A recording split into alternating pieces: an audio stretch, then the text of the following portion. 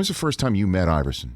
Iverson, first time I met Iverson was when he showed up in Chicago to take his physical at the NBA pre-draft camp in 1996 before he was ultimately drafted #1 overall.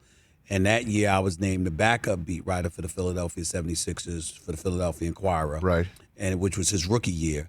And then the very next year I was the beat writer for the Philadelphia 76ers. Just as he arrived, really. And just as he arrived. And that's how, ultimately, we certainly had our ups and downs, but he's like a little brother to me. We're very tight. We talk all the time.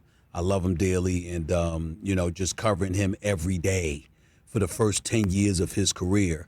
Obviously, you cultivate a relationship that, I remember the players used to accuse us of being a married couple because we'd go back and forth not talking to each other. Is that right? He was mad at something that I said, or I was mad at his reaction to something that I said, and we'd go weeks, if not months at a time without even talking, and then make up it was just crazy. It was crazy. But that's the relationship he and I had in those years when he was in Philadelphia. Right. But obviously, since he's retired, we've gotten a lot closer. Well, I remember his practice rant. I was sitting there getting ready to do the 2 a.m. Sports Center with Stuart Scott. Yeah, it was it happened just right around dinner time. Yeah. Right around like 5:30, 6 o'clock. It was unreal. Blew up the whole 6 o'clock Eastern Sports Center. That was the entirety of that sports The thing center. about it is that, a lot of people misconstrued what was going on. I knew what was going on, but it was still, obviously, it was something that he regrets because that's infamous. That will never be forgotten, ever,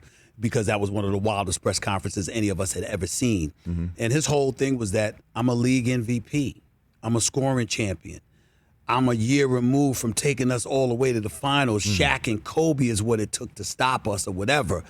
And we talking about trading me because of practice, man. We ain't talking about a game. Not a game. Not the game that I love and die for. We talking about practice, man. And he meant it from his soul. Like, this is why you're talking about letting me go because of practice. And I think the untold part about it all is that Larry Brown, who I also know and love dearly, and I consider to be maybe the greatest coach that I've ever seen in my life, considering his knowledge of basketball, what he's taught, how many people that he's taught the game to, players and coaches. Larry is meticulous, man, and he's about doing things the right way, playing the right way. And if you don't believe that, I remember a game when Allen Iverson came out and dropped 58 points on Steve Francis, and Cuttino Mobley and those boys from Houston. Yeah. And Larry Brown came in the post-game conference. Well, there was an open man over there, and he missed him, and he didn't give him the ball, Steven. And right here, he could have done this, Steven, but he didn't. That was Larry Brown. Sure. And so, it drove Allen Iverson crazy, but that was consistently Larry Brown. If you were a guy that didn't put in the work when the cameras were off and the crowd wasn't in attendance, right. If Larry Brown deemed you as that kind of individual, he didn't want you. Even if it was in the moment. He might change his mind tomorrow because Larry will love you today, not want you tomorrow, and then want you the next day after that. So he was temperamental like that.